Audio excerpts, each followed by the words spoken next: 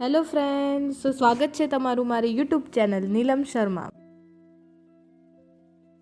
આજે હું તમને શીખવાડવાની છું કે કઈ રીતે આપણે રાજગરાના લોટની કઢી બનાવીશું। એના માટે તમે પહેલાં લો થોડો રાજગરાનો લોટ।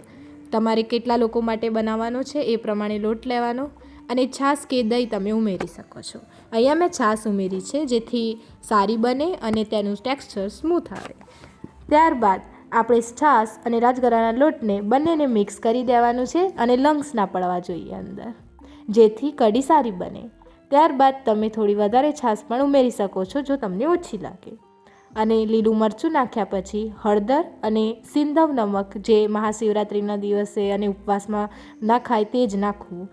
એના પછી ખાંડ ઉમેરવાની થોડી સ્વાદ માટે, અને પછી તમે લીમડાના પત્તા વઘારમાં પણ નાખી શકો છો અને ઉપરથી પણ નાખી શકો છો, તમને જે રીતે ભાવે તે રીતે।